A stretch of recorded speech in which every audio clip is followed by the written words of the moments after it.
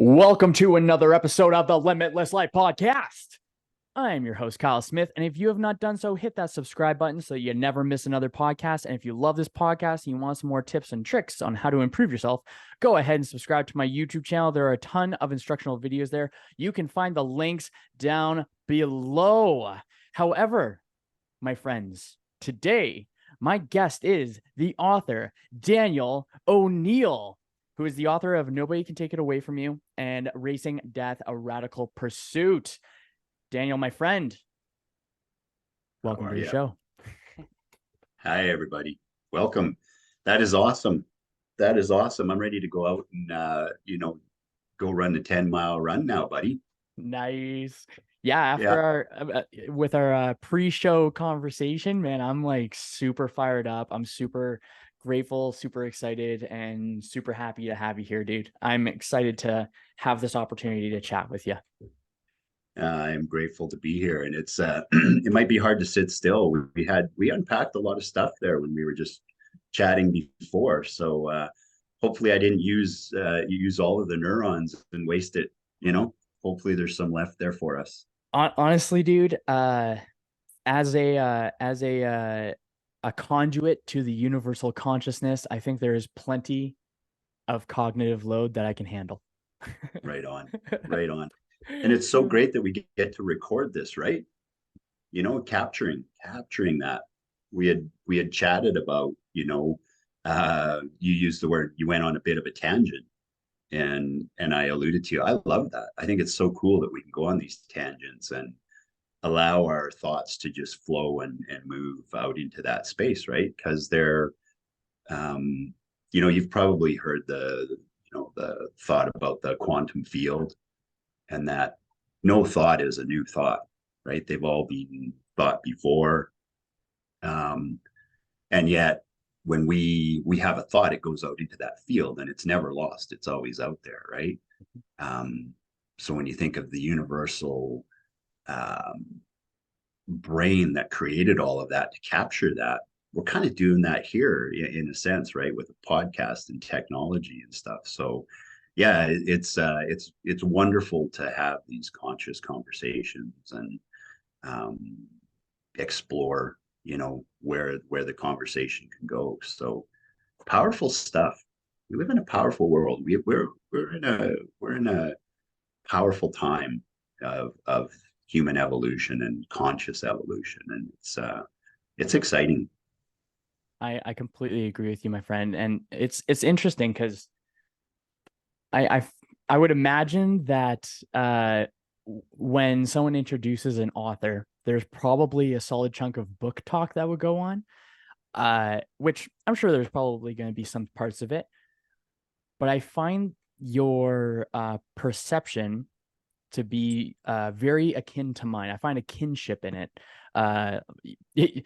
Soul brothers, I suppose, or a family of a mindful family kind of thing. It's very strong and very potent, and I love the conscious conversation, and I love the opportunity of creating something from nothing. But it's almost like the something's always been there. We just haven't brought it out yet.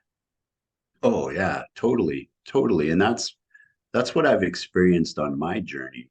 I alluded to when we were talking, I'm on the cusp of turning 60.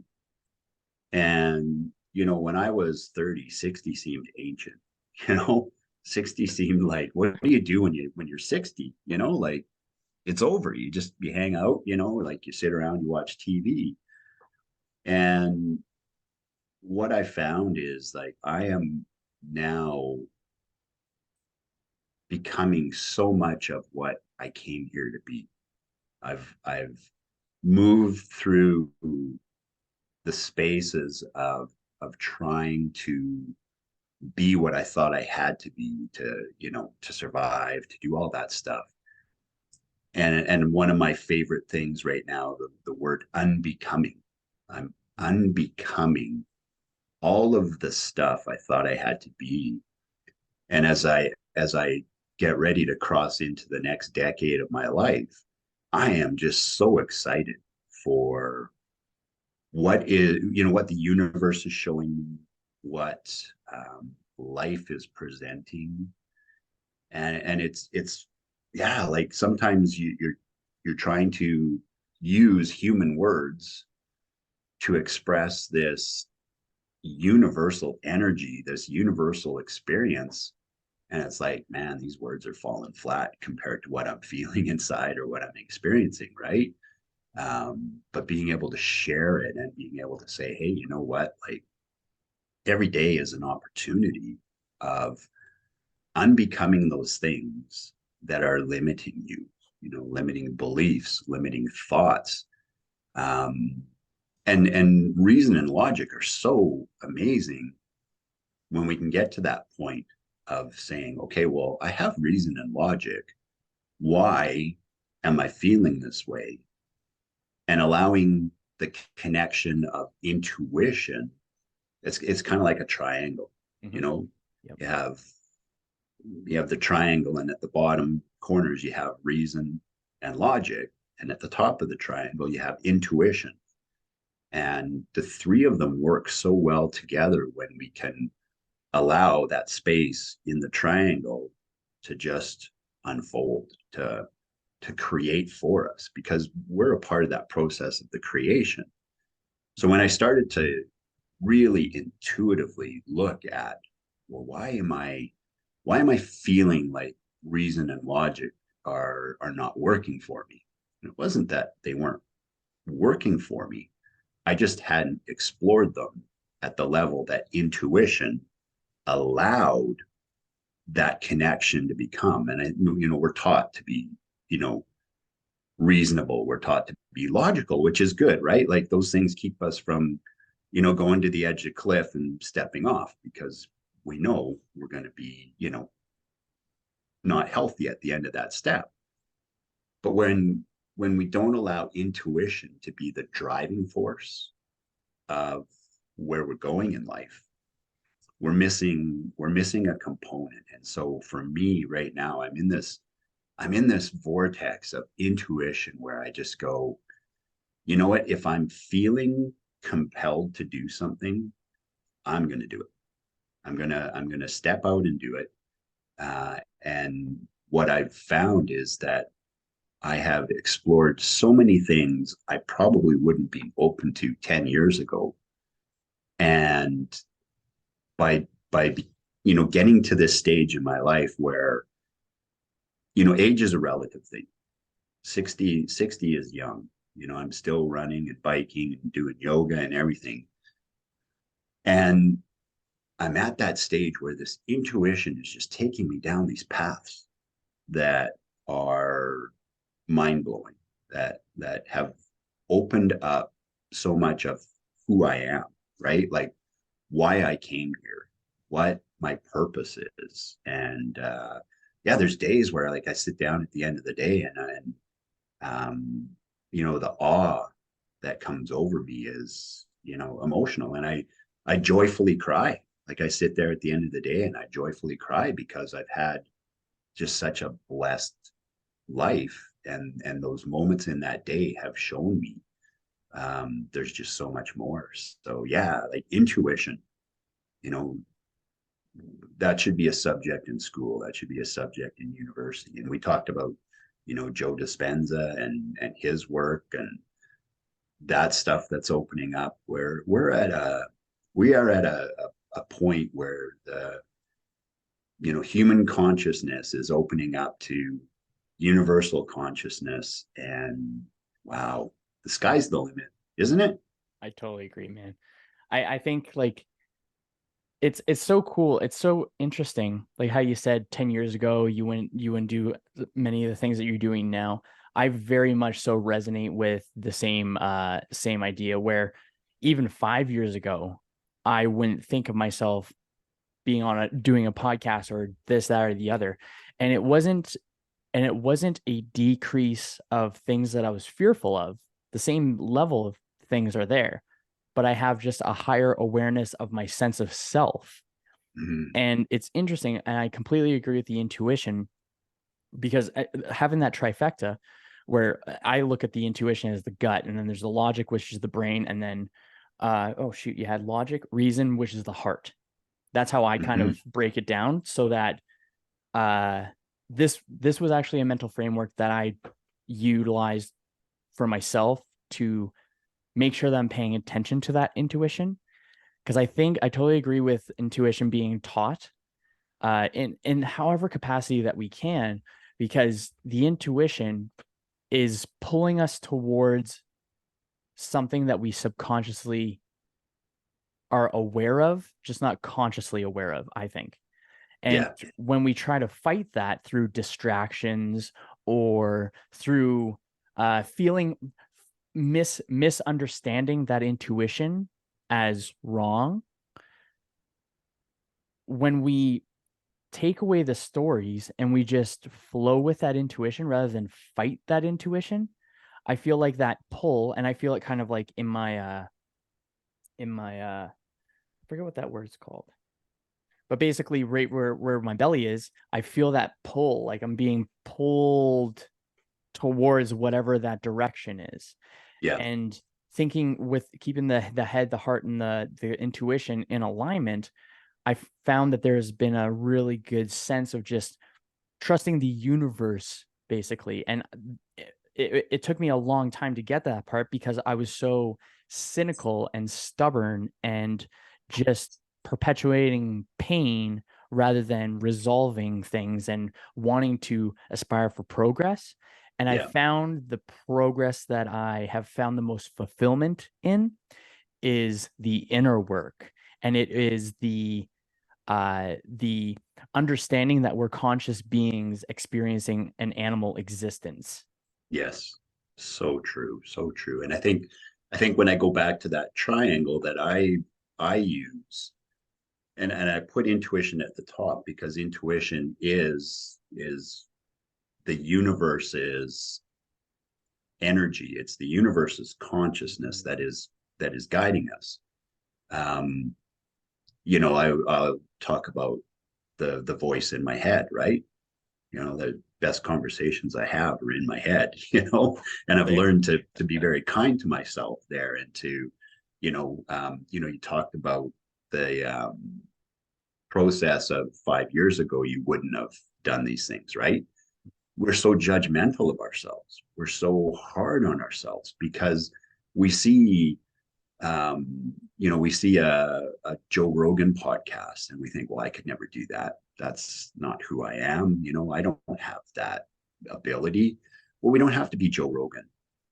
I have to be Daniel O'Neill, and that's a beautiful space. You know, you get to be Kyle Smith. That's a beautiful space. And we came here to become everything that the universe offers. So that whole unbecoming, and using intuition as a grounding. That's what Mm. I find it as. So nature. Like, to teach intuition isn't a course, right? Like, it's not a curriculum that you're going to go down with. So when I spoke about teaching it, we talked earlier about, I go out and I do yoga out in the coulees here in Drumheller because it's so beautiful. And when I'm out there, the reason and logic, they're gone. They dissipate, so Mm. that intuition becomes the focal point of my existence. It becomes that grounding feature that allows me to say, I'm present right here, right now. And the flowing movement of my body is allowing me to experience my body, mind, and spirit all at the same time, instead of having them, separated. When we're operating in life and jobs or whatever, a lot of times we have to be, you know, mind. That's what we associate with, right? But what I've learned is that, we can be spirit, soul, however you want to, word it.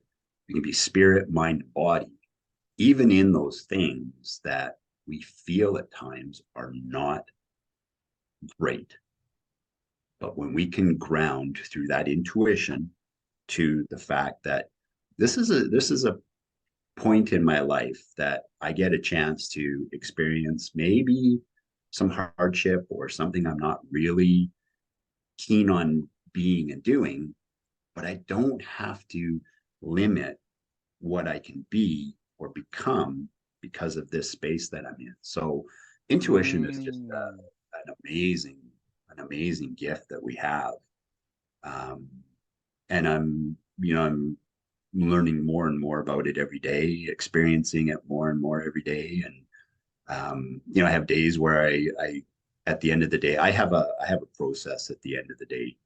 Um, I meditate and then I reflect. And where I used to kind of, at times beat myself up over if I felt like my day hadn't gone as planned or I felt like I had responded or reacted in certain ways, I'd beat myself up. So I got to a point where I was like, after my meditation, I want to do a reflection on my day. Mm. And the purpose of it is to just say, hey, you know what? I'm aware. I'm a conscious being. I have this great gift of a human body to travel through the world, and I'm going to experience it in every way, shape, and form possible. So when I do that, that process of just saying, okay, you know, I could have done this better, but I didn't, and I'm not going to get down on myself for it. I'm going to learn from it. So unpacking this stuff is really a great experience, and I'm blessed to be at that point in my life where I'm retired from my career. I spent 37 years as a forensic collision investigator, which was great.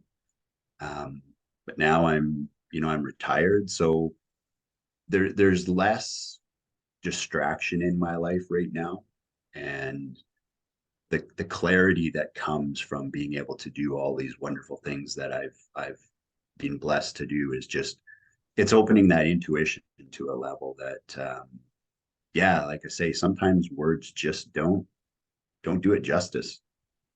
Totally. It's like a sensory overload. It's like, holy crap, this is feeling really good. Yeah, Yeah, yeah, actually, a buddy of mine, Ryan Sprague, he puts it really well. He's like, you want it or the aim to turn life into a psychedelic experience. amazing. I think that's a really cool intention. It is. Yeah. It is.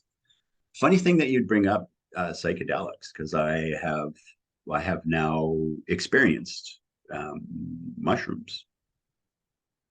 Mushrooms are the best, man.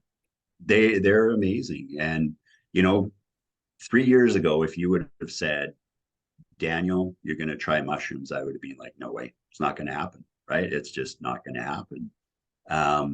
But I met an incredible friend that does so much with that community in Calgary, and I was like, okay, I got to try this, and I think I've done about 5 now, and it is amazing. So the analogy that you used is perfect, right? Like having that experience and feeling that process has helped me to gain a better perspective on why I have these feelings when I'm not under the influence of the psychedelic and I'm not experiencing um, that process. So to gain that wisdom of what the universe can be like when you are completely free, unencumbered.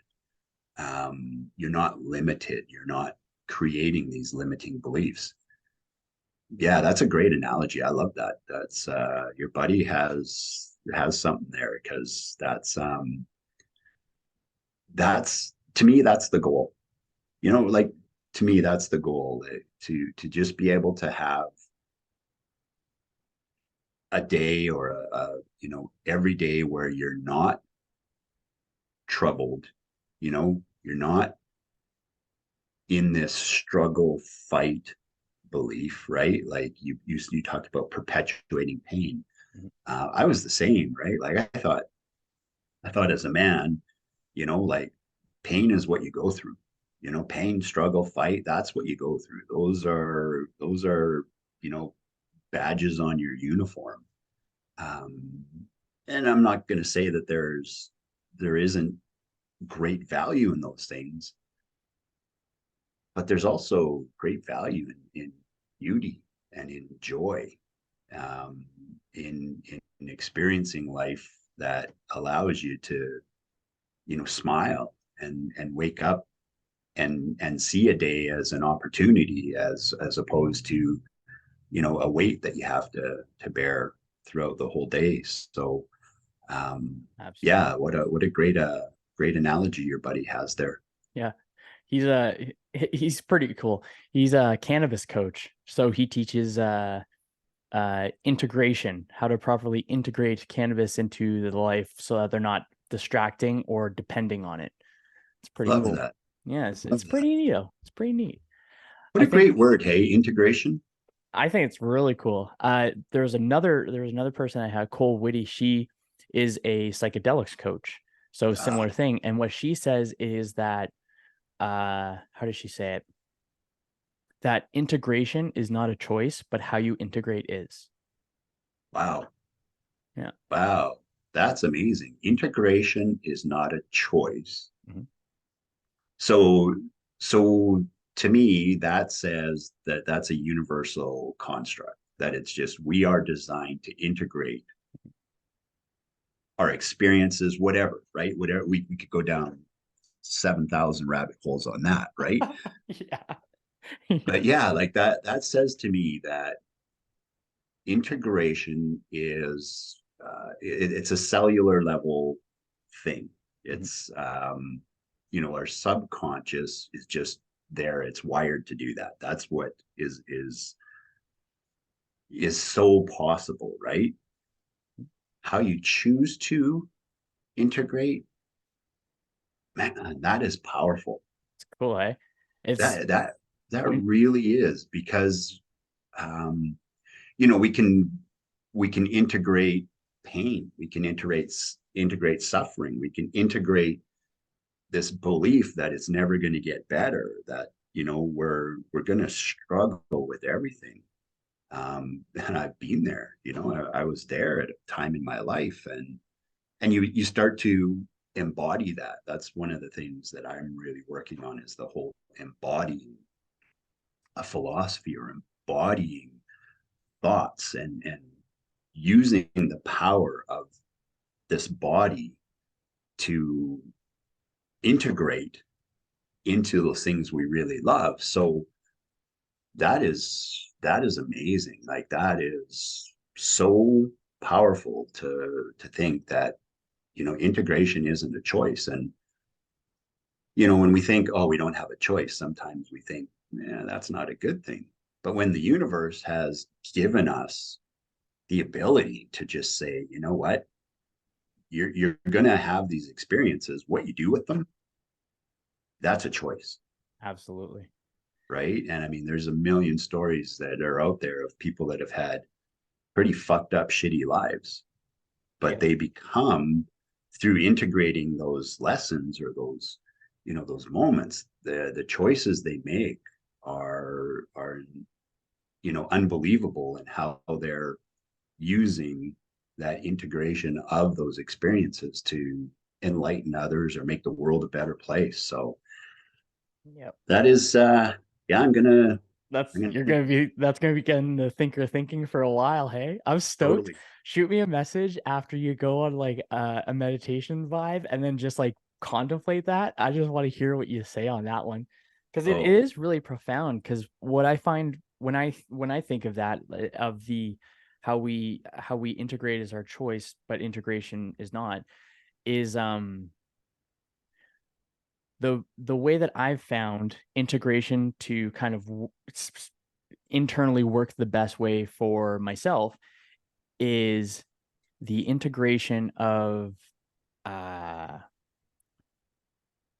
peace via presence. And the more I've made peace with all the different banners, I call them banners, in my mind, the more peace I've had, the less banners I have. So Mm, I found myself uh just through coaching myself or just having like these just kind of like a mind map or a mind palace, and then you're just kind of having a conversation with an internal self. So I have the inner role model and I have the inner rival, and the inner role model is kind of like my therapist, I suppose. And what I found is that uh over time, the more I've chipped away, or not even chipped away, the more I've integrated the what I believe to be different labels or banners of my personality or my being, or this prime Kyle, as I call it, like Kyle Prime, because the yeah. voice that we speak with is the voice that is in charge despite other voices happening. No matter what, like these are the voices that are in control. And so what I found is that the more the more I have found myself not bound to banners, the more I've been able to be present and peaceful. Mm, And when I think bound by banners, when the more labels that we subscribe ourselves to, the more our cognitive load uh, is thinned. yeah. And then we find ourselves putting the energy into defending our banners. I forget how the quote says, but it's something along the lines of if you fight for your shortcomings, you're going to keep them. Mm, And if we make peace and are no longer bound by a variety of banners, that's where I find that we integrate into that prime self.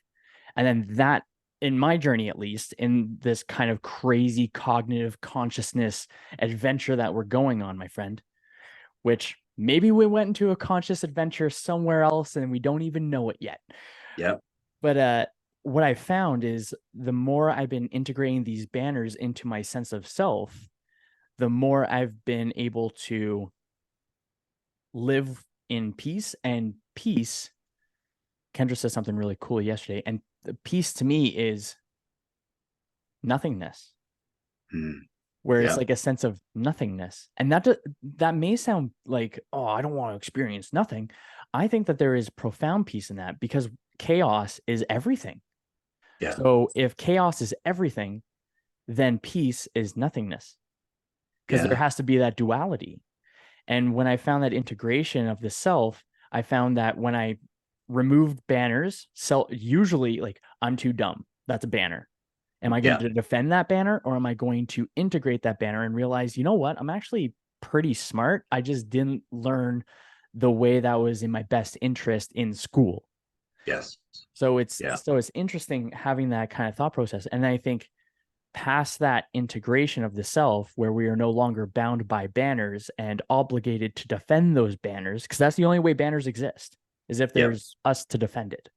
Yeah. That past that point where I was no longer there, then I started reaching that that next level of consciousness, I suppose, where this is so fun because this is my first time like talking to someone else outside of Kendra about this kind of shenanigans.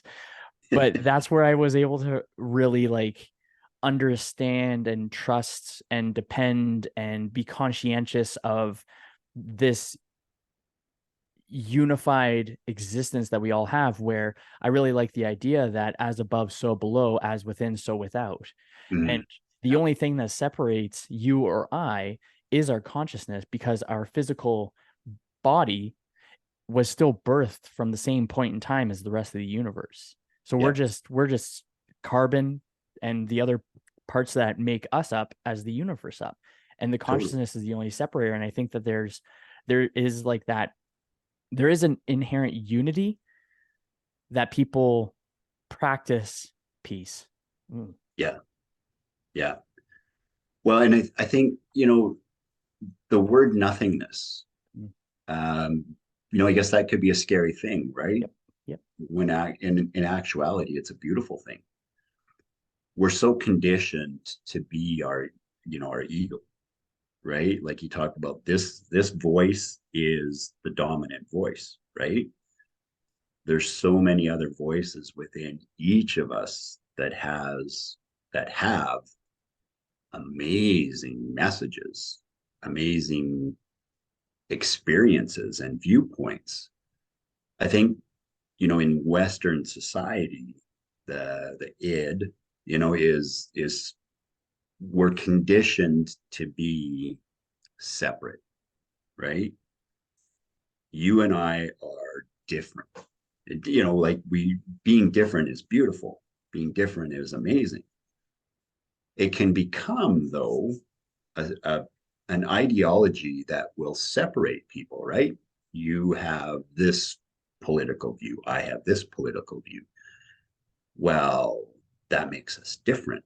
No, it doesn't. It doesn't make us different. It just means that we have different thought processes that we are experiencing in that moment. I always think of, like, when I look back over my life, of some of the thought processes I was experiencing at certain ages, I could have said at that time, those totally defined me. This is who Daniel is. This is what I am. The rest of my life, I will be like this. Mm-hmm. And I'm like, no, man, I don't want to be like that. So continue searching. And at this point in time, I am experiencing the universe through my body in a certain way. Nothingness, man, that's, Eastern philosophy. If you go, into Eastern philosophy, that is the ultimate attainment, is nothingness, right? Even as a Christian, you know, that is the ultimate attainment, to take the self and be able to imagine it in a space where we're not separate from anything. We're connected. And that is the ultimate expression of love. When you can say that I want to be connected to everything through consciousness, you're breaking down those barriers of limiting beliefs and fear, and all of these words have meanings. I rewrite my own definitions. I write my own definitions for Same. words, because I think that if we limit ourselves to a perceived definition of a word, what keeps us in that energy. Um, so when we think of nothingness, well, that can be, again, that can be a fearful space to think that, well, nothingness, like, what if I was to lose everything? You know, there's that level of nothingness. I have nothing. No, you don't. You still have everything within you that is possible, because the universe is still there, right? So when we can think in terms of experiencing nothingness as a place of absolute peace, and a place where we are now truly that consciousness of the universe integrated into this body, and moving through life with that light within us. I don't know, it's experience, and it's being able to be open to a new way of looking at things, a new way of experiencing things. And I'm on this. Um, I'm really journeying through, because I'm also a life force energy and rewilding coach. Can you And elaborate on that? That sounds yeah, freaking cool, man. Yeah. So how is it that you impact the lives of people around you? I guess I could have started that with that question, but well, we're no, going into it. we're going down there. So life force energy, I mean, really, if you look at philosophies, of the East, the Tao, Chi, it's tangible, right? Mhm. Joe Dispenza is showing it, right? We have this life force energy within us. It's the universe. All energy comes from that same starting point, right? It's not different. Um, so life force energy is something that we can engineer energy. We can create energy. intentionally, when we work towards becoming something we want to become, and we can set that energy up in a pattern and a frequency and a vibration through thoughts, through words, through actions. Joe Dispenza, right? You know, time, body, thoughts. I can't remember what his three are there. I think it was something along those lines. I'm not too sure myself. Yeah, you know, we can live greater than those things. We can live greater than the experiences we might be having right now if we choose to set that energy up and create. So that life force energy is within all of us. You know, I've studied the martial arts for many years, and breathing exercises, when we intentionally breathe, there's so many different levels we can go to, but we can change our physiological body just by breathing. That's how powerful this energy is. That's how powerful the universe is. When we can, you know, get ourselves to a state of belief that I am capable of creating this energy in a way that I want it to be. I set it up intentionally. I create processes, habits that allow me to manifest that energy in the way that I truly want to.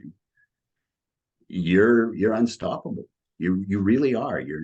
There's nothing that can limit you when you take your life force energy and you give it a goal, or you give it an absolute belief.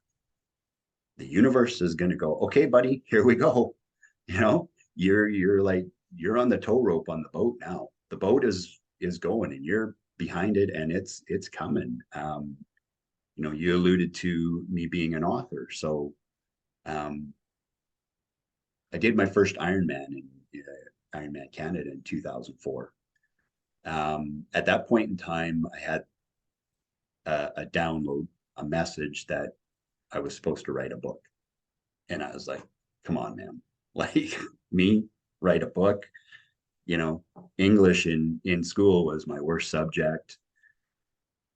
But I started to follow this process. I've journaled my whole life, you know, since I was like a teenager, I've been journaling. So I thought, okay, I'm going to start writing this book. I don't know what it's about. I don't know where it's going, but I started writing it. It took me 9 years to get it published, but I finally got it published. And I had never, again, I had never thought I was going to be an author, but I opened myself up to that possibility. It's like, okay, the life force energy is giving me an opportunity. It's given me a message about what's possible for me. So I just allowed myself to follow that energy. And when we get to that point of allowing is a huge thing. Mm-hmm. When we allow ourselves to be open to the possibilities about ourselves, about the people around us, about the institutions and everything around us, we are now creating on the same level as, you know, politicians or whatever. When we allow ourselves to be open to this universal energy creating through us, we don't know what we're going to move. We have no idea what mountain we're going to move. And that's where that intuition, I'm going to circle back to that intuition. Intuitively, I knew I could write a book. Intuitively, I knew I had the tools. Logic and reason to that point in my life had kept me from believing that I was capable of that, right? A banner. I had created a banner in my mind. Daniel O'Neill is not an author. Who am I to step into this space and try to write a book, right? But the universal energy, that life force energy, man, it's way more powerful than any banner I can set up in my mind if I'm willing to integrate it and allow it. So I was like, okay, I'm going to write this book. And dude, the things that started to happen, you know, the people that showed up in my life, the resources that showed up in my life were phenomenal. And I just again, that space of trying to use words to express Mm-hmm. Mm-hmm. that experience, sometimes it just doesn't do justice.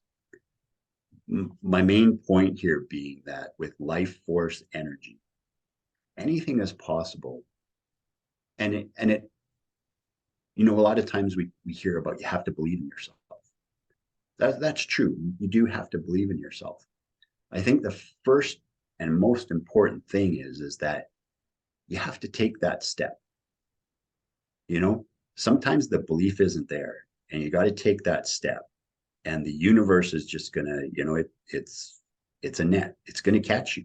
Mm-hmm. You know, and if we can take away that thought of, okay, failure and success, and I'm not a rocket scientist here, I have learned more from failure than I have from success, because failure is an opportunity to grow.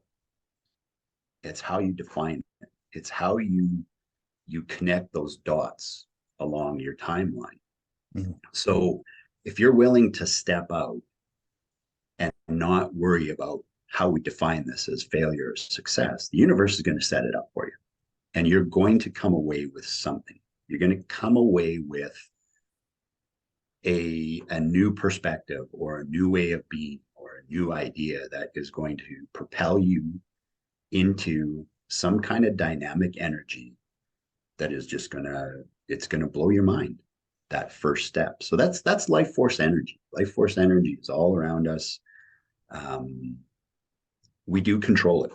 That's the most amazing thing. We do control it with our thoughts and our body, and even time. Mm. I like Rewilding. that.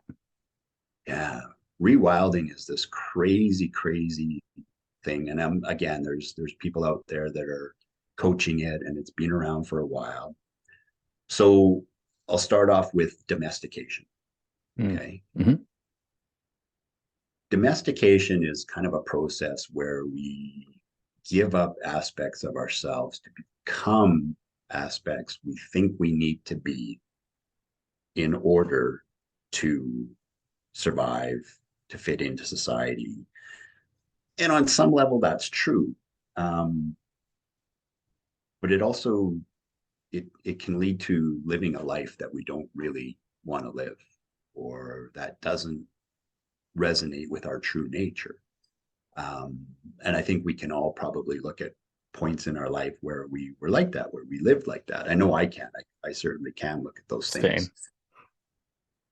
So the process of rewilding is basically saying, I am going to unbecome what those banners, those thoughts, those limiting thoughts, those limiting beliefs have told me I should be. Mm. And nature is where we get it. You go out into nature, you watch. I remember reading a book, and it talked about um, the leopard chasing the antelope. Okay, so leopard sees antelope, it's hunting, chases on. Antelope runs, leopard's chasing. Antelope gets away. Okay, leopard's not successful. So the antelope, 3 minutes later, is grazing in a field. He's not sitting there like, fucking leopard. Do you see what that fucking leopard did with me? It doesn't have the capacity to hold on to that as anger, fear, or, you know, resentment or anything. It goes back to its nature. And its nature is to graze and to run and to enjoy, its life.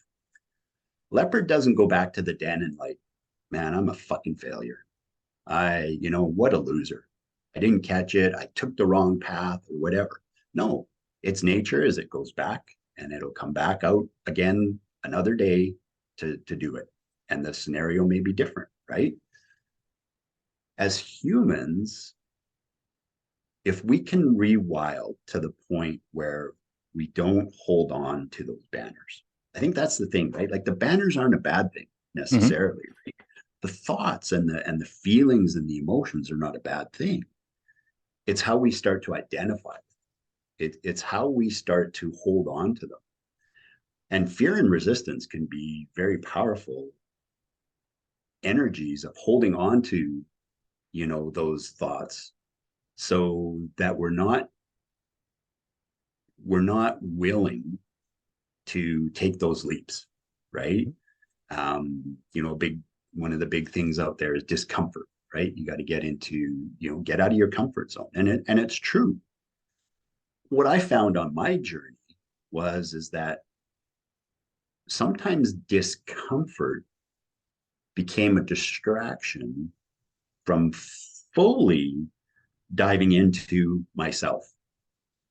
So I'll give you an example. Like I have been blessed to do Ironmans and ultra marathons and stuff, and still doing ultra marathons.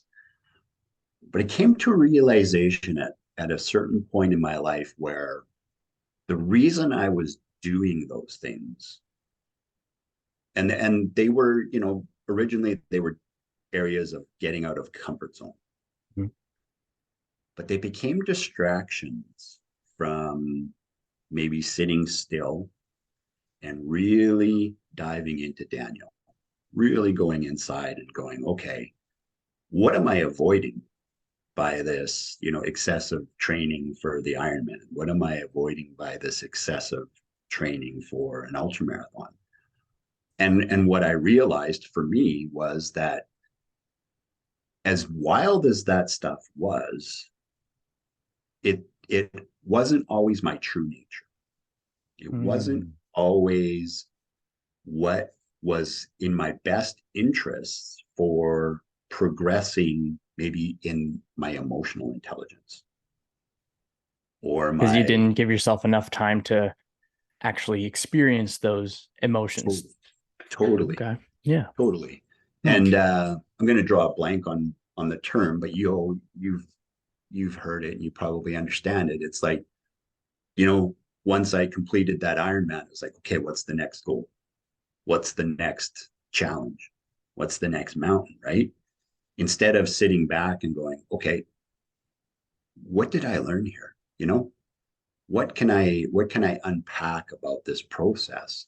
So, in a sense, I was kind of running away from myself. And the whole rewilding process is about unbecoming those banners and thoughts, getting into nature and experiencing how we are an integration of primal savage living. At our core, we're primal beings, right? Like, we primally want to eat, we primally want to mate, we primally want to live, right? That is something that will never ever change. That's a cellular level thing. And I think that's so important to understand.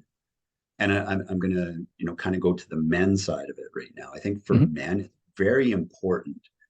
I talk about that domestication, about, giving up parts of ourselves so that we fit in, or we have that career.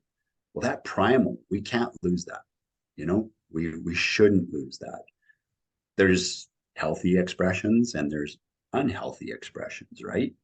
But I think for men to know that, you are wild at heart, that is who we are, dude. Like, like going to the gym and doing that PR deadlift, that's a primal fucking thing. It feels good. Yeah. And it's not just about weightlifting, right? It's not just about our health.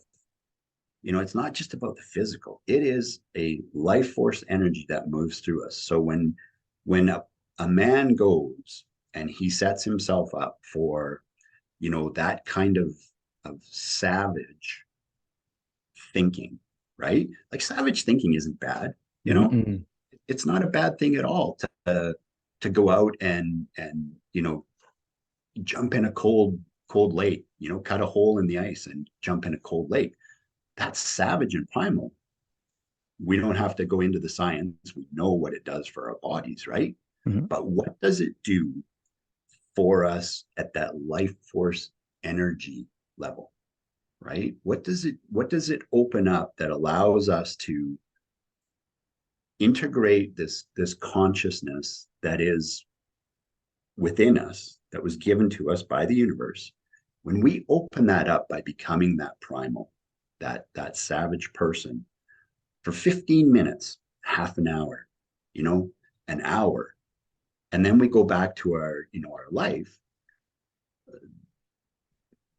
the implications of how we can feel as a male moving through those things we need to do daily, right? That might not feel great.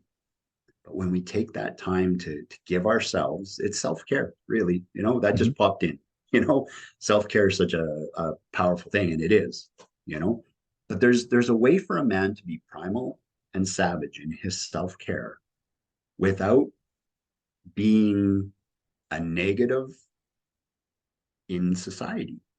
And Totally. that it's so important. And that's what rewilding does. That gives us the chance to say, okay, this is a process of unbecoming those things so that I can become what is real for me, what is natural within me. And I'm feeling that intuitive thing to go out and, sleep under the stars tonight in the backyard. Mm. Honey, I'm sleeping out under the stars in the backyard tonight. You don't have to explain it, you know? Don't try to explain it. We're constantly trying to explain who we are and what we are and stuff. And it's like, no, Mm. just, you know what? If people don't get it, that's okay. That's okay. I saw really, do you follow Mel Robbins at all? Oh yeah. Yeah. Yeah. I really I like a lot of her stuff. Like 5 second Yeah. rule is awesome. I have my own little 7 second rule that kind of was inspired by Mel Robbins. Yeah, she's a rock star. Yeah. And it like some of it's just so simple, right? Like some of her stuff, it's not complicated. And I find the less complicated something is, the more powerful it can be, right? I find the But I more saw, truth there is, the less complicated it is. yeah, there you go. Isn't that a powerful statement? Yeah, there's some real depth in that truth, your truth, right? And that's what rewilding is. It's unpacking your truth. It's becoming your truth. And Mel Robbins, I saw the other day, she was like, social media isn't for your friends. It's for the people that you want to impact. So Ooh. we can impact our friends, right? But the real beauty of this social media, of this technology is that the universe, right, gave us this medium, right? Humans created it, but the Mhm. universe gave it to us. So the universe has a purpose for it. And when we can use it in a way to further, you know, other people, that's powerful stuff. So, that I think that's the beauty of being able to, take an idea or a philosophy and follow it, down that life force energy path. And again, it's like there's going to be people that just don't like your message. There's going to be people that just don't feel that it's appropriate or whatever, or feel that maybe you don't have the level of education that you should be talking about this. There's a million reasons where you could go, no.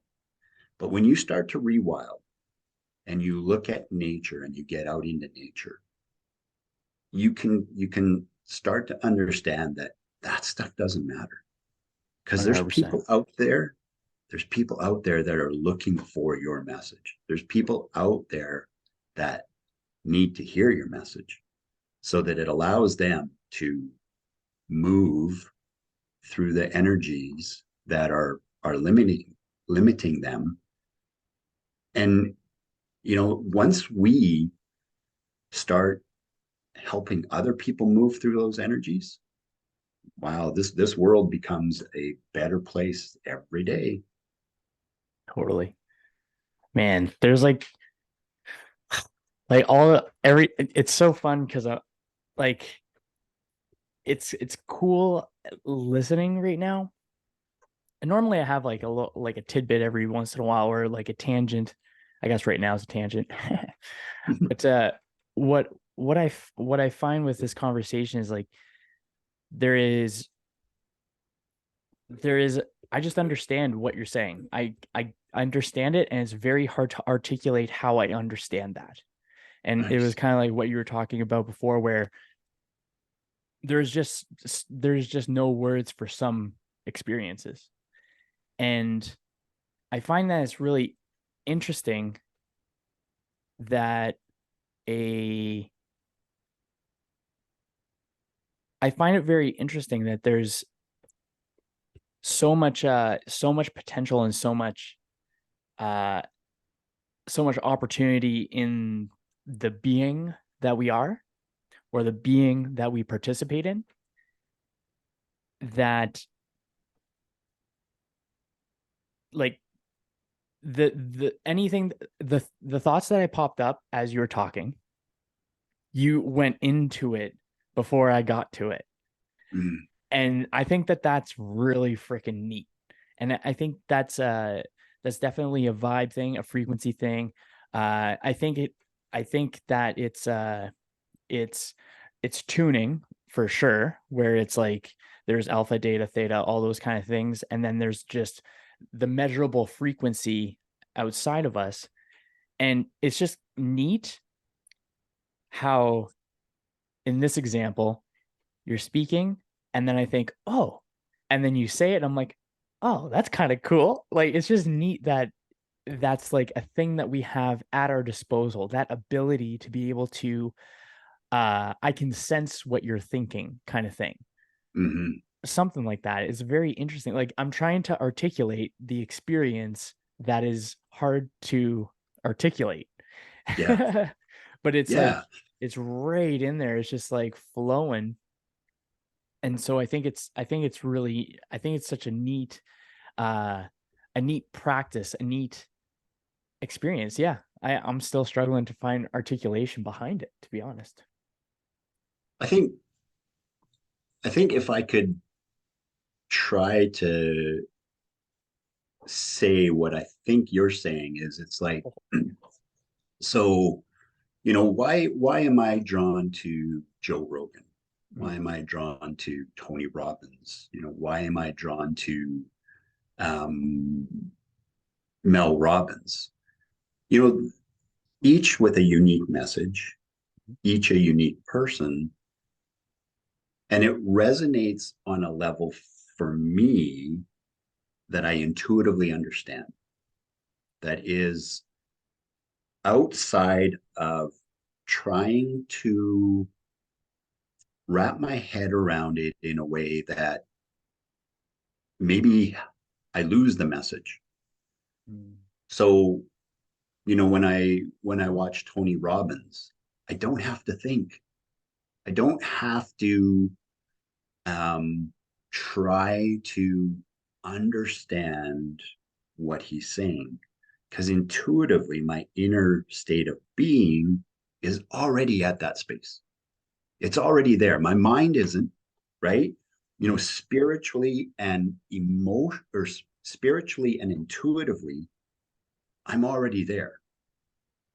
Emotionally and mentally, I'm not quite there yet. Mm. So for me, I think when you were talking about that, it resonated that that's what happens with me intuitively and spiritually. I'm already at the level where those people are talking. I'm just absorbing it. My cells are going, love it, right? We're growing, we're shifting. Um, and that's where it gives us the opportunity now mentally and emotionally to catch up to where we are spiritually and intuitively. And that's life force energy. Mm. That's life force energy working with us through these amazing mentors and teachers. And I think that's the beauty of everybody has a message, right? You don't have to be a Tony Robbins. You don't have to be a Mel Robbins. You don't have to be Joe Dispenza or Joe Rogan to impact this world. You know, when you start a podcast and you just allow for conscious conversation to happen. It gives people an opportunity for where they're at emotionally and spiritually to maybe hear something that you and I talk about today that will help them where they are mentally and emotionally integrate. Seems to be like one of the powerful words, right? Yeah. Integrate their mental and emotional into that level where they already are spiritually and intuitively. And that's, I think, when I do at the end of my meditation, when I unpack my day, I think that's really what I'm doing is I am taking the mental experience, I am taking the emotional experience, and I am now integrating them into that spiritual and intuitive level that I'm already at, right? We're born perfect, right? Like there's nothing imperfect about anybody that is born because the universe has a plan for each one of us. The universe has a need for each one of us in its plan. So I think our highest purpose is to say, okay, my nature is this. When I go and rewild, when I stop the domestication, when I don't look at myself as having to be this person that I thought I had to be, but reacquiring, realigning, reimagining myself back into that true nature that I am, man, it's a fun thing. It's a fun thing to go out and just say, okay, you know, may look unconventional, may not look pretty. People may look at me. I wear a toque all the time. And when I'm running out here, like it's plus 30, I'm wearing a toque. And I know people are like, why are you wearing a toque? It kind of goes back to a long time ago, a training philosophy that I had. And it's stuck. It resonates with who I am. So I wear my toque when I'm training, and for me, there's great inner joy in wearing a toque. So I'm not going to stop doing it because someone might look at me in a way that they think it's strange. Strange is good. If you're strange, I love it. Take your strangeness and let the world see it because it might just tweak in that person like, I want to be that way. And I know at a certain level I am that way, but and what if someone sees me doing this? Or what if someone asks me, why am I talking this way? What's your level of education? It doesn't matter. Go out there and be a change agent in the world. And you would be surprised at how many people will resonate with what you're saying. And then you're providing, to me, the ultimate thing we can do as human beings is be of service to others. Agreed. That's my goal is to be of service, right?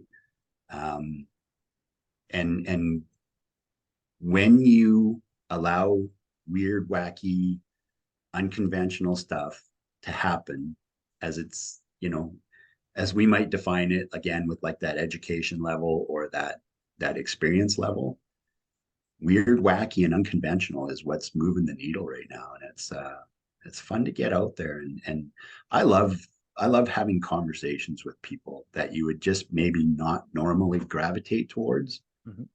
because there's always some gold in that conversation that you can take away. Agreed.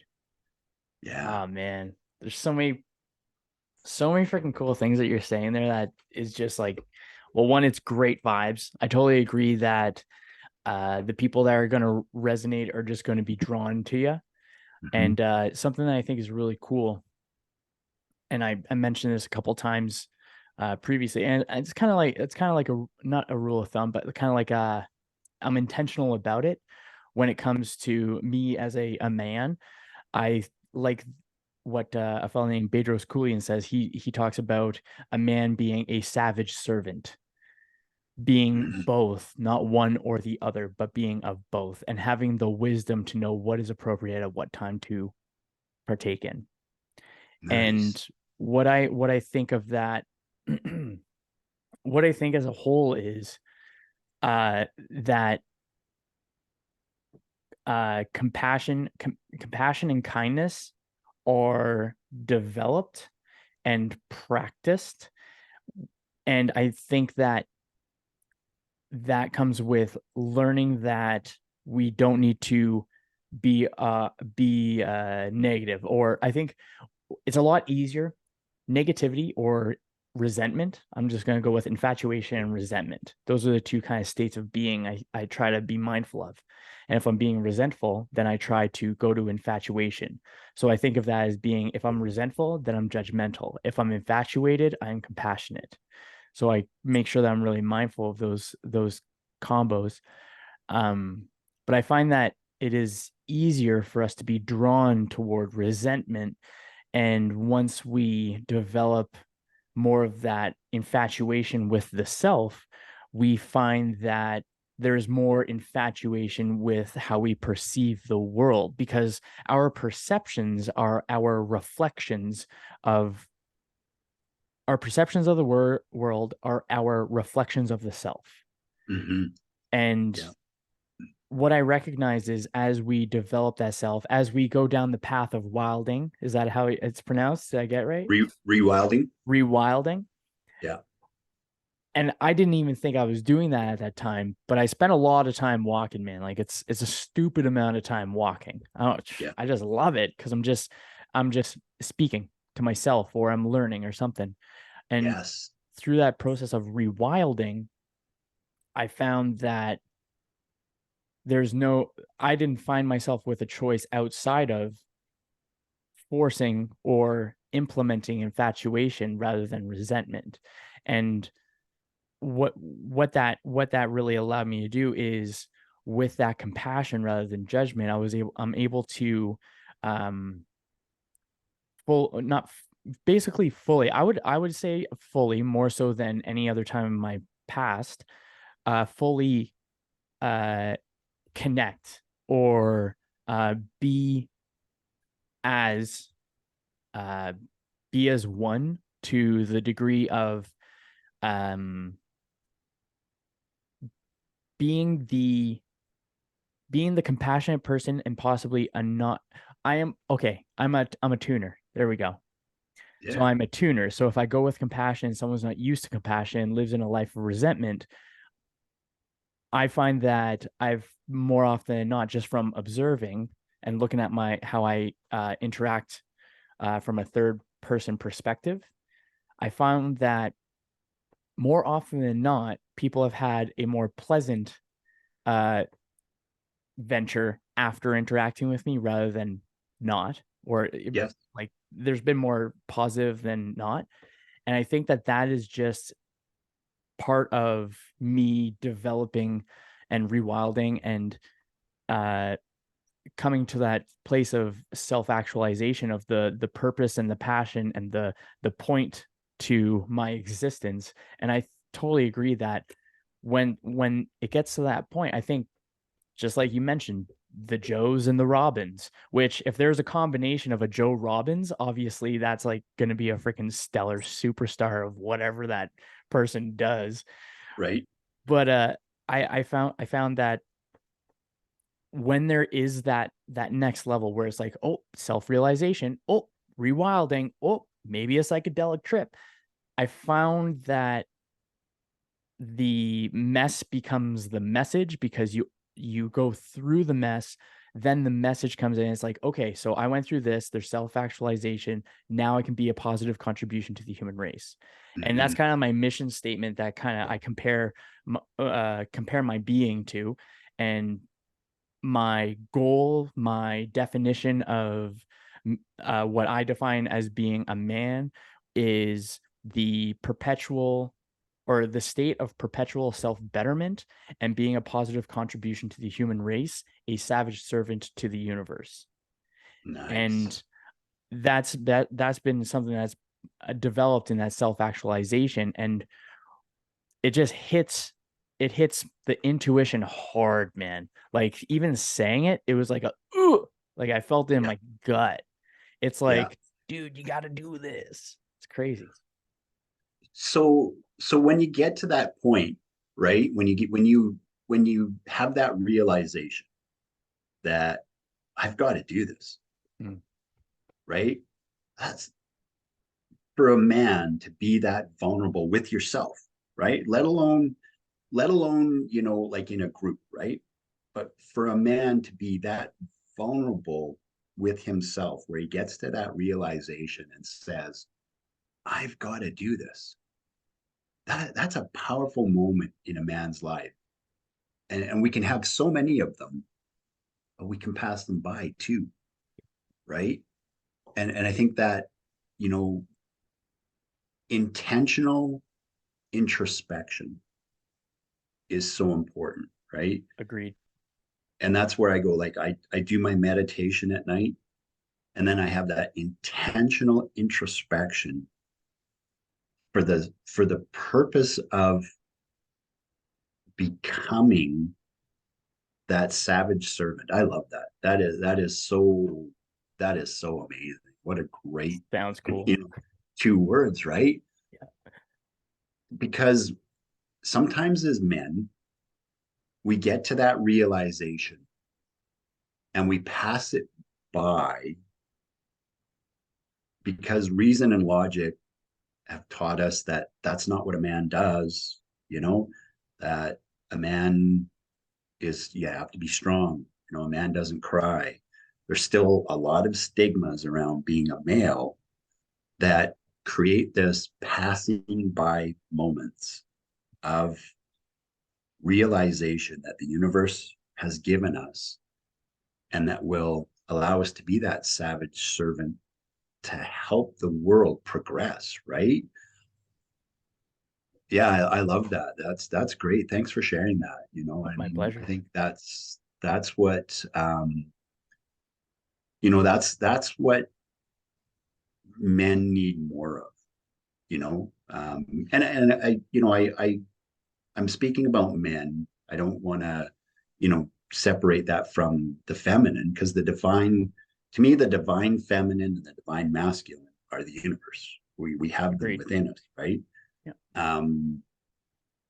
There's a lot of conditioning that takes place in our society that creates imbalances in both the female and the male. So when I talk about the male here, I don't want to create a separation. Mm-hmm. It's just, it comes from a perspective for me where I passed by so many amazing opportunities where I could have grown myself, and it might have helped in a relationship, or it might have helped as a father, thinking that, no, this isn't the time for that. This isn't, you know, and when the universe has a plan, the time is now, right? So Mm-hmm. understanding that perspective at times too, of saying, hey, you know what? Um, Sometimes to be selfless, you have to be selfish, Agreed. right? You have to take that time for self-care and stepping into a space of allowing yourself to be selfish for your own personal development, your mental well-being, and that physiological state of inner being that is going to flow out into all those relationships, or create that compassion for when you meet that person in their day. They're having a horrible day, and they might lash out at you in a way that they're not really lashing out at you. It's their energy experience at that time. So you don't meet that energy with their same energy, but you come at it with compassion, right? Mm-hmm. And with compassion, we can change so many situations. We can change so many interactions. So yeah, like taking the time for that um, introspection, that intentional introspection is a wonderful thing that can really help us as men not feel that we're out of control, not feel Mm-hmm. that we aren't being a man, or what defines being a man, right? Um, I'll share something with you kind of unique. So I moved to, Ever. I lived in Edmonton my whole life, you know, um, retired in 2021. And I felt this amazing pull to move to Drumheller. And I was like, I've cycled and run here for, years throughout the summer, and I decided I was going to move here. And I really had no idea why I was moving to Drumheller, Alberta. And we talked before about how amazing it is here and stuff, but this isn't something I've shared with a lot of people.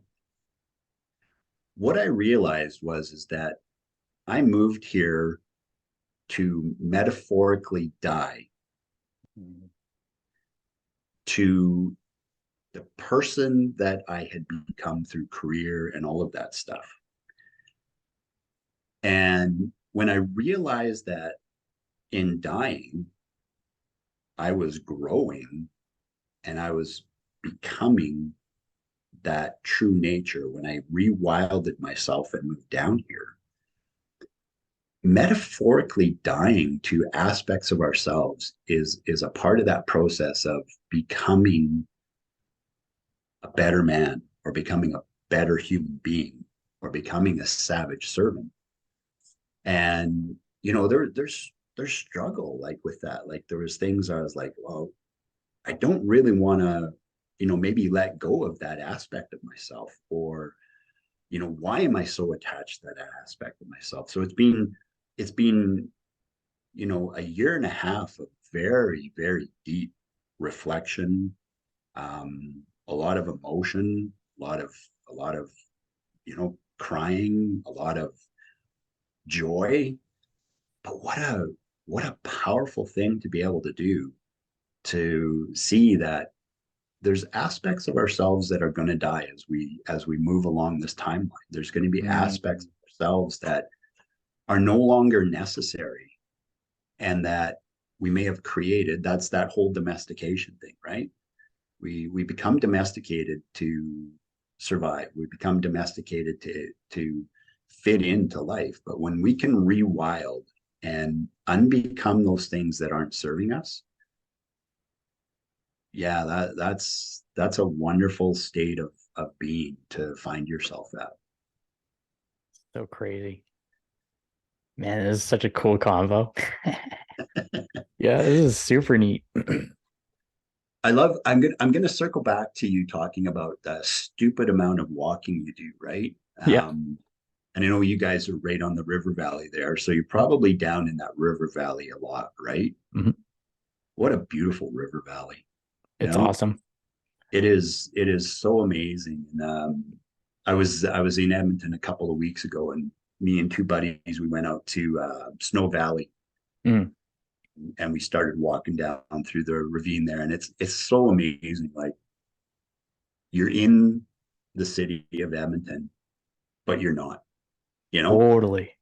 Like, it's just such a powerful experience when you can be, you know, in an urban setting, and you go down into that river valley, and you can get lost in a state of being that allows you to have those internal conversations, that allows your physiology, your at a cellular level, you're changing yourself in those moments by getting into nature. That's rewilding at its best, buddy. When you're going and you're doing that, and you said, you didn't realize you were doing that.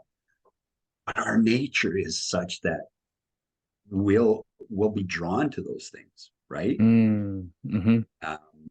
And Mm. that's where when we can just say, okay, I'm not going to censor this feeling, right? Like, emotional intelligence is one of the things I've really been exploring in myself. The emotional intelligence of, why do I censor certain aspects of my feelings, when, as I move, if I dive into them and I move through them, I just feel so much better. And I think, for me as a male, to start not censoring things like joy, and things like love, wow, boom, we have this you've heard of the inner critic, right? Mhm. So, there was a large portion of my life where I did not like myself. But it wasn't that I didn't like myself. I was just viewing myself in terms of how others or society said, maybe this is how you should be. Mhm. So when I stopped censoring that emotion, my emotional intelligence grew to a point where it was like, it's okay to be Daniel. It's okay to be this man that at the end of the day, I'll cry immense tears of joy because of the things I've experienced in that day. Whereas before I would have censored that and been like, dude, why are you crying? What's going on here? Like there's something wrong with you or whatever. So, as you rewild and you go down into that river valley and you have those experiences of walking and, like, hey, waving at someone as they're going by on their bike or they're walking. Oh man, that's It's good vibes, man. right. Kind of crazy. On the note of like tears of joy kind of thing, and on the note of psychedelics too, I suppose. But a couple of weeks ago, or maybe it was last week, or maybe it was the week before. I think it was the week before. Uh, but Kendra and I had a date night. And we were chillaxing. Had a nice little dosage of the micro or of the mushrooms, the magic mushrooms, and thankfully Kendra was there hanging out with me while going through this whole like process. But I basically just exploded my theory of the universe and how it's organized and how it internally and externally, and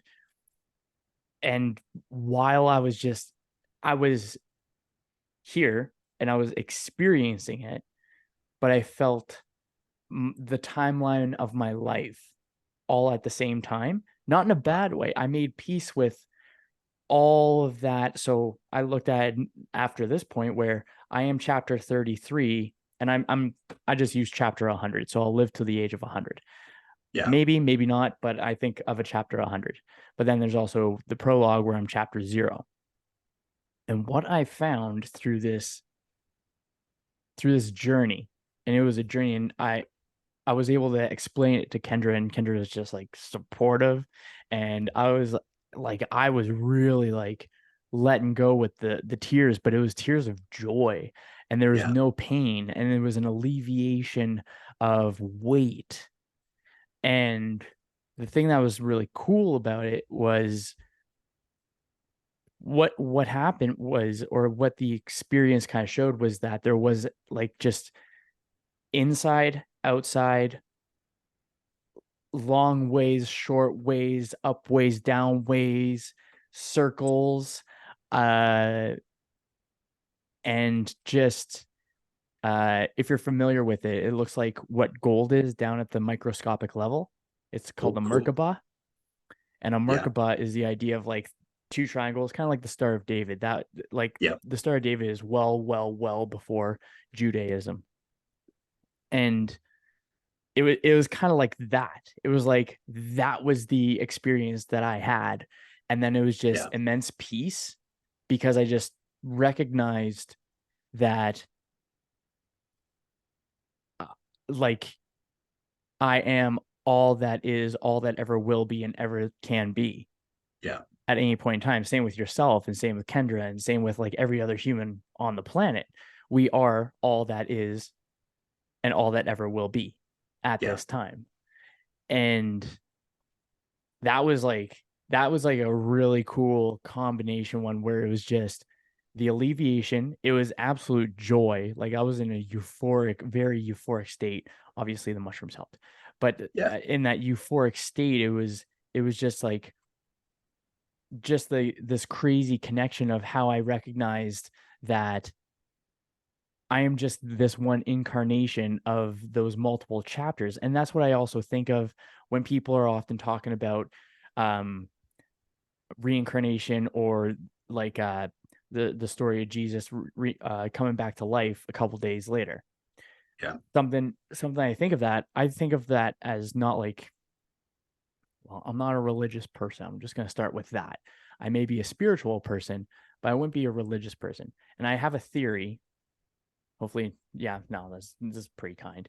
But I have this theory that the main difference, not the only difference, I think the main difference or the common denominator difference that I've recognized between philosophy, so understanding the thinking that we think and the mental frameworks that we utilize to function in the world, and theology, which I encompass like all sort of possible religious kind of beliefs. So let's say, for example, like Greek mythology, Egyptian mythology, Christianity, Judaism, Hermetic principles, even further past Egyptian thought. I think that the main difference between subscribing to a philosophy or a religion is whether the individual works better with or without external accountability. I think Mm, philosophy is internal accountability and religion is external accountability. And I think both of them in as a common denominator, both preach the same point, which is don't be a piece of shit human being. yep, And then it's other people that kind of mess up that message totally. for their own kind of ways. I don't think like I don't think like there's like a lot of beliefs that are inherently like just ruthless for the most part that have stood up to the test of time. And I think the things that stood up the test of time, that's a common denominator for practices in processes of positive interactions. Uh, so what I learned from this experience, where I'm obviously on a tangent now, but what I've learned from this experience was that there is the philosophical, then there's the possible external. But what I recognize is that the way of being will always be the thing that we worship the most. And our highest priority value is going to be what we worship because everybody worships something. Hmm. So Yep. we can choose what we worship rather than just being indoctrinated into the worship, and we can challenge those thoughts. And I think that the best way to learn is to ask questions from a compassionate stance rather than an antagonistic stance, because that's also judgment. That's working from a place of perception, not compassion. Yep. And what happens is when people can articulate and quote unquote defend their position through logic, reasoning, and from a place of compassion rather than uh, resentment or anger, Yep. we find ourselves closer to the truest truth. Nice. Yeah. Nice. You know, it's interesting as you were saying that. I love Jordan Peterson. Same. Uh, Yeah, he's Albertan. yeah, yeah, Manning, Alberta. And look, I mean, that man. I've watched him talk, and it amazes me how he can articulate so much wisdom and knowledge. Mm-hmm. Um, and in the I think it's in the 12 Rules for Life, he talks about as human beings, we have lost the ability to debate. Agreed. He says people argue to be right. Agreed. Now, you and I could agree on so many things, and there can be stuff that we're going to not see eye to eye on, right? But does that mean that we have to, defend or take personally what the other person is saying? I think that's the real line of compassion, is Mm-hmm. to say, hey, you know what, Kyle, I don't totally agree with what you're saying, but I'm learning some things, and I am going to agree to disagree with you, Mm-hmm. but it's not going to change how I view you as a person. And I think that's the rabbit hole we start to go down is that if someone has a different opinion of us, we view them as a human being. We take out the human and we just look at the philosophy, Mm-hmm. right? Like we separate that person. Um, Again, I'm a Christian, Mm-hmm. right? I don't believe in religion. They're, Oh, you know, that's an interesting sentence. Hmm. um, God is not religion. All right. Um, Patriarchal thinking will take something so beautiful as the teachings of Jesus, and they'll make it into this doctrine. And I honestly believe that if Jesus was to come back today, he'd look at the church and he'd be like, dudes, this is not this is not what I said to do, right? I agree with that. When you unpack all of these, whether you know Buddhism, Judaism, Christianity, any of them, at their core, they're about love. They are about love.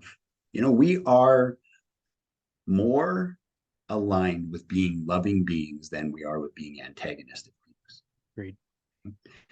Every human being has a spectrum. We have the possibility of being the most hideous people or the most beautiful people. Well, we make choices, right?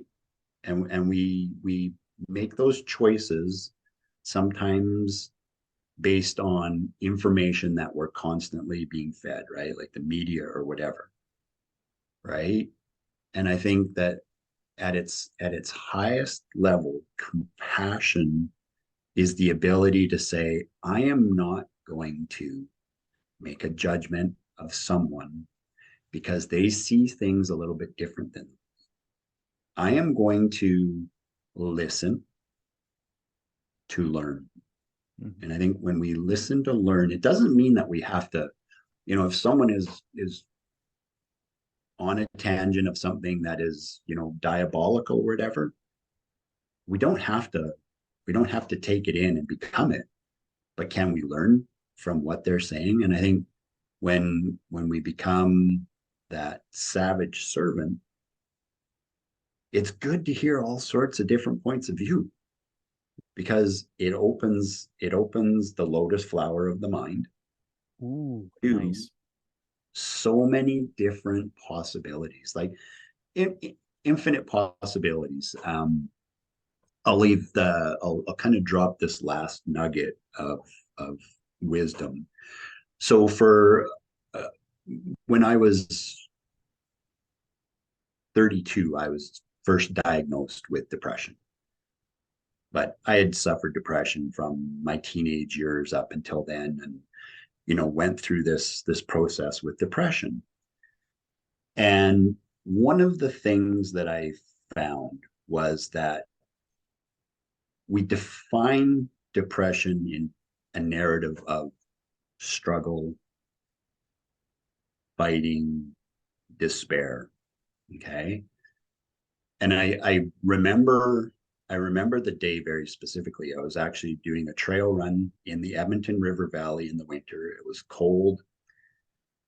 And I came to a realization in a moment on that run where I said, I'm not going to live this way anymore. I'm not going to struggle. I'm not going to fight. I'm not going to be despair. Now, depression is real. Depression is an energy experience. I always encourage people that are, if you are in that energy experience of depression, see a healthcare professional, see a mental health care professional. That's very important. My choice at that moment was I am going to do a deep, deep dive into my shadow and learn what depression is trying to teach me. Depression is manifesting in me for a reason. And so for the next 20 years, I started to learn to align with the energy of depression. Hmm. I saw it as a friend. and I embraced it. I integrated the messages from my shadow into my life. And I learned that there was a lot of really good stuff depression was teaching me. And it was about rewilding. It was about getting back to that nature, getting back to that point of saying, okay, you're not happy in this state of being simply for me, and then, again, this is my perspective, simply for me because I'm not living true to who I came here to be. Mm-hmm. So, starting to undomesticate that stuff, starting to rewild myself. And I learned that narrative is so important. Okay. Those words we use that can describe an experience we're having. So I call it an energy experience of depression.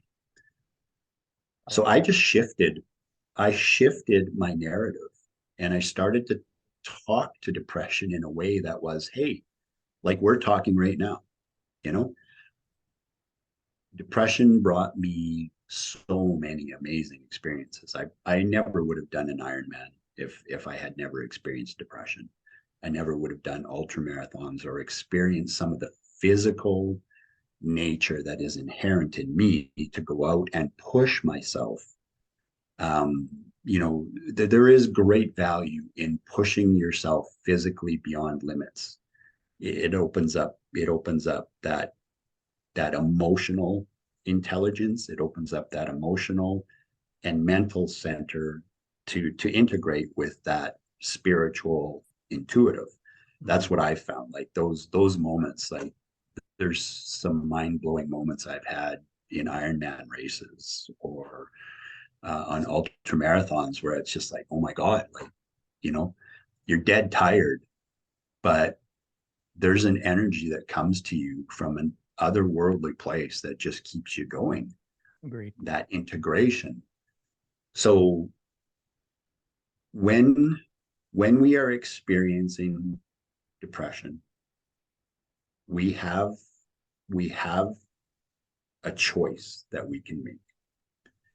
And if the choice can be described by me as what changed my experience, it was that I learned to love myself.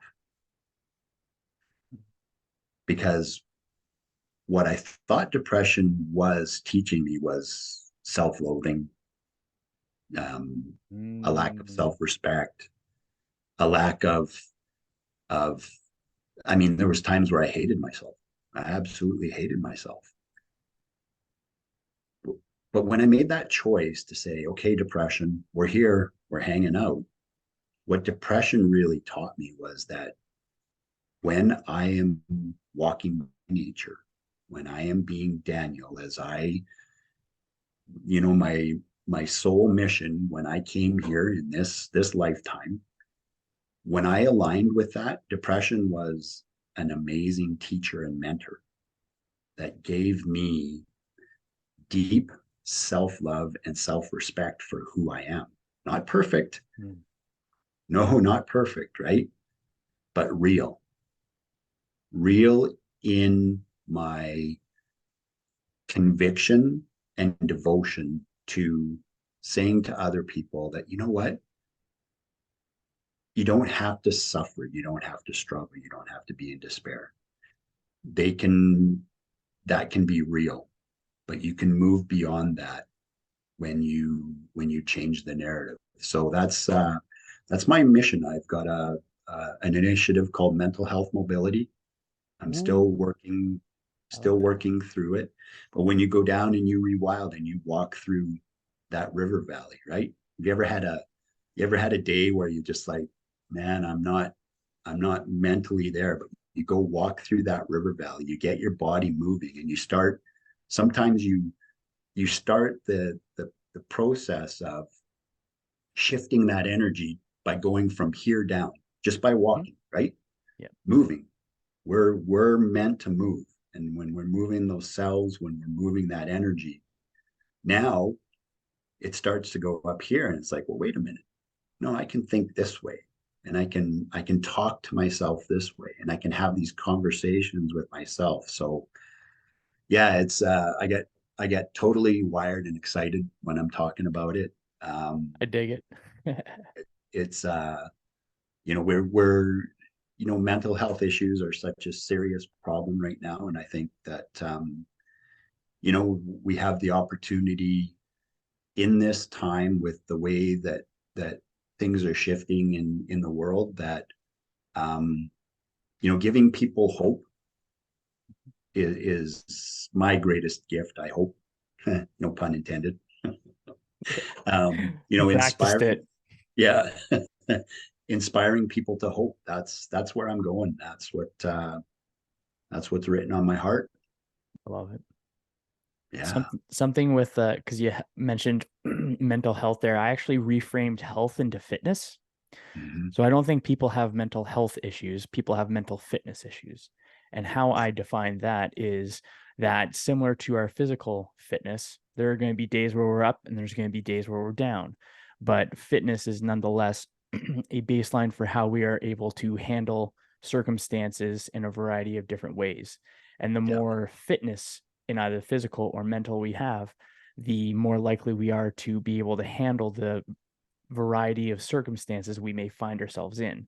The reason why I don't like mental health is because mental health is an indicator that there is immediately something wrong with you because there's an issue with your mental health rather than your mental fitness. So it, I think it's much more empowering to have mental fitness because I find that there's more control in being able to learn the tactics or the behaviors in order to flourish and nourish rather than not. And kind of similar, kind of going into kind of redefining things for myself, how whenever I'm feeling a bout of depression, one is I understand that it's not going to last forever. And that's a very empowering thing to recognize.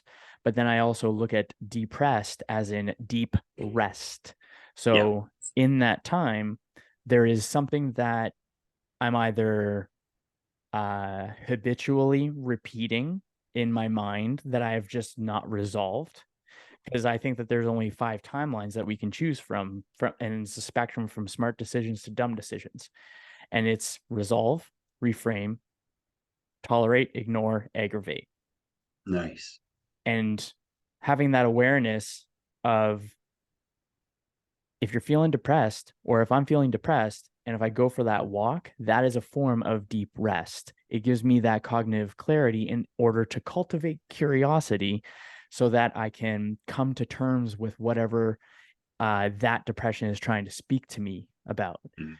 And so, in that time of deep rest where I'm rewilding, then I have the opportunity to really like resolve it or reframe it rather than aggravate and ignore it. And I find that because so many people practice aggravating or ignoring, there's not very much hope to resolve and reframe because we just have not developed that particular mental fitness to have that resiliency in the times where we're at our highest highs or our lowest lows. Because this is one thing that I think too is that just as much as there is the extreme of our lowest low, there's the extreme of our highest high.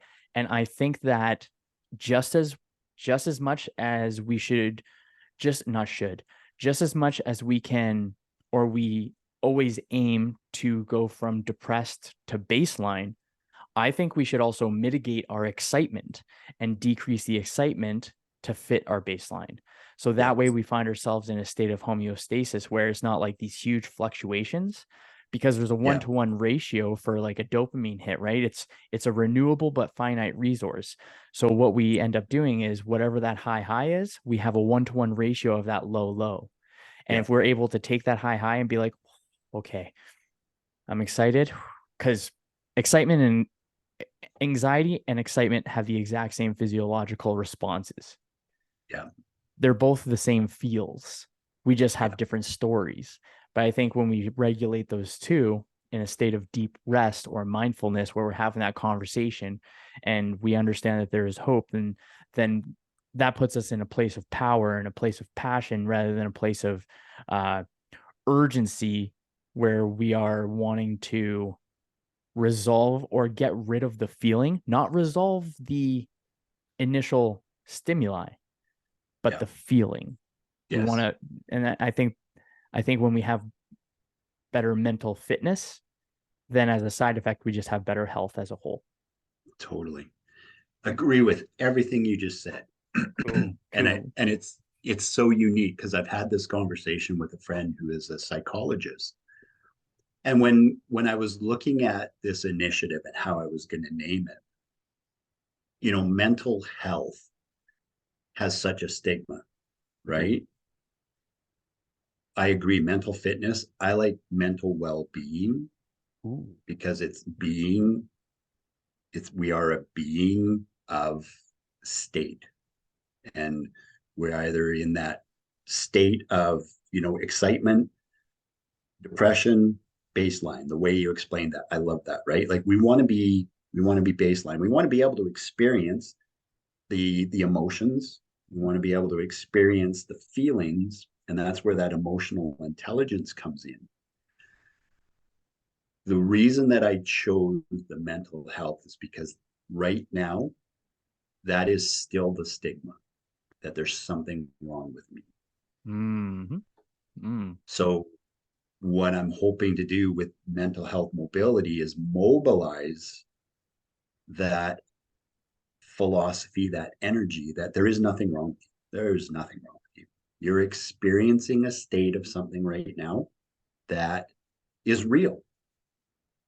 Emotionally and mentally, that's where you're at. When you learn to integrate that intuitive spiritual emotion that's there, now we can move to that mental fitness, right? So that, hey, you know what, if I'm having a day where I feel depressed, it's okay, it's all right. And one of my favorite phrases that I've come to use in my life, it's very simple. At this time, I'm feeling depressed, but that doesn't define me or mean that I'm going to be like this every day moving forward. At this time, I don't feel like I can maybe go out and people. And that's okay. It's okay. Don't beat yourself up for that. Don't get into this state of why. And I learned that questions are a powerful tool. And when I did that deep dive into myself, those questions were very powerful. Also learning to accept that sometimes I may not energetically be right where I want to be. So I'm below that baseline that you talked about. And that's okay. I'm not going to beat myself up and I'm not going to get down about it. I'm going to do the work. I'm going to meditate. I'm going to go for a run. You know, I'm going to do push-ups. I'm going to sing and dance or whatever it takes for me to get back to baseline and then move forward. Right. So yeah, it really is everything you said is so true. And we need to change the narrative around that stigma of mental health. So that's why I chose it. And I like it. And yeah, it's something that, like I say, it's written on my heart. There's an amazing book by Johann Hari called Lost Connections, and it's all about depression. It's one of the best books I've ever read on the subject, and it's just about connection and having the opportunity like this to connect with you and to, you know, share such energy. You know, that to me is mental fitness. You know, for me, I know leaving this conversation today, my mental fitness has improved. Yeah, same. I think my emotional intelligence has improved, and Yeah, if anybody out there is listening and they want to get in touch with me, I'm on social media. I've got my website and everything, and definitely reach out. That's what I'm here for. Nice. Man, on that note, I guess I can go into the two final questions because that you just dropped some awesome knowledge bombs. Well, one thing I wanted to recognize that was I recognize one of the bajillion things that we talked about today, but the part where the part about your experience of depression, which is really cool, Mhm. is that uh you're experiencing it, you are no longer bound by it. So you don't have to Mhm. defend your depression Right? because you are not depression, you are experiencing it. And that's what I was kind of talking about, where you don't when you don't defend the banners that you're bound by, you have that self-actualization, but you get to experience it still nonetheless. Yeah, I thought that That's was that's that's brilliant, man. Thanks for sharing that. Because that really, yeah, like just as you said that, it really resonated with me about that. I don't have to defend it. Mhm. Yeah, man. Beautiful. It's like Beautiful. if I look at the reality in the world we live in, I like the philosophy of I forget what it was called, but separatism, I believe, and that's us living in a virtual reality. And I think the gamification of our world and us being avatars in this game it makes life fun. Honestly, that's Yeah. the why I kind of look at it like that. But this conversation is an example of what I would consider to be gaining XP points or a level up in a video game. So it's like, oh, I was level this, now I gained some XP points. So now I just develop more skill sets or more thought processes and stuff like that. So thanks for the Mhm. level up, bro. Hey, you're welcome. You're welcome. Grateful for the opportunity. For sure. Well, my friend, I got two questions that I like to All end the right. podcast with, and I think that I think that it's going to be fun because Cool. this whole conversation has been a warm up for these kind of questions. Nice. So the first question is, it is the end of your days. No content of yours exists. Your books don't exist. Your loved ones and the people that you have filled their hearts with hope. Those people are hanging around you at the end of your days. You have one message that you can pass on. What's that piece of advice? What's that message that you want to pass on? Hmm. Wow. That's pretty deep. That's pretty so I have three little sayings that I always end my social media with. Mm, And the first one is let your light shine, because we all have a light.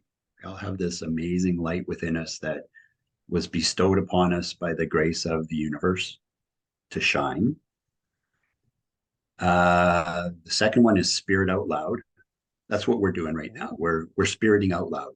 This is two guys talking about amazing stuff that we like, that resonates with us. And if it resonates with other people, then that's spiriting out loud. And the third one is only love is real. mm, And I think that would be my final message, is like, you know what? Only love is real. And not just the love that we give to others, but the love that we give to ourselves. That's self-love. Because when we can love ourselves without judgment, without any kind of negative belief about our lives and how we've lived, if we can just truly love ourselves, I mean, then we can love others, right? agreed. Yeah. Damn, that's a good one, dude. Now the next one, the final one. This one's a good one. Should I be sitting down? Yeah, I think you'll be okay. But from a visualization standpoint, uh, let's visualize the best version of you. the Mm. most self-actualized version of you, the, as I like to word it, the inner role model. The best version of you is sitting or standing next to you right now. What advice does he give you for this season of your life? Mm. Wow, these are pretty mind-blowing questions at the end. Fake What it. advice does my best self give me for this season of my life? Hmm. I think, no, I know that it is believe in the voice that the universe has given you to share what's written on your heart. Mm, Yeah. feel that, man. That's good. Yeah. Yeah. We all have a voice. And I think a part of me now realizes that, I talked earlier about censoring. I censored my voice for a long time from a belief of lack. And it's beautiful to go through that journey. It's beautiful to see the stages of myself and how those, even those moments of censoring were an opportunity to become who I am right now. And where I used to judge myself and even beat myself up for those moments.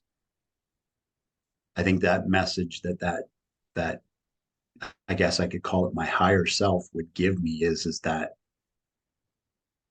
that's not an accurate depiction of who you are as a person. So I almost think I would leave that for anybody that's watching is like you have a voice and it's a beautiful thing, and you have a light that is a beautiful thing. Don't let anyone shut down your voice or dim your light, and especially yourself, right? That's so important. Love yourself unconditionally. Mm, very nice. Well, that's what I got for you for today's episode. Daniel, my friend, where can people find you? I know you mentioned it earlier, but one more time. So you can find me on Facebook. I'm of that generation where Facebook is, my main thing. Daniel O'Neill Consulting, uh, DanielO'NeillConsulting.com. I'm also on Instagram under Daniel O'Neill Consulting. If you're interested in either of these, I didn't even go to Racing Death. That's another thing. We are we are living. Racing Death is basically about saying, fuck the status quo. I'm going to find my true nature. I'm going to rewild and I'm going to get back to being who I am. If you're interested in copies of those books, you can get them through Chapters Indigo, or you can reach out to me personally. I have no problem sending them to you. Signed copies are kind of cool. Yeah, so that's where I'm at. Daniel and O'Neill Consulting.com, Facebook, and Instagram. Right on. Well, folks, this was an absolute mind bender. So I hope you I don't know, maybe listen to this while out on a walk or maybe smoking a joint or something like that. That'd be probably prime time to talk or listen to this one. But if you love today's episode, please do me a favor right now and share it on your Instagram stories and tag me with my handle at Dapper Dude Kyle, along with at Daniel O'Neill. Damn, I'm all flabbergasted now. Daniel Nope. O'Neill Consulting. That is one of the ways that we grow. And until next time, be kind or keep up the kindness. And I hope your day treats you as good as you look.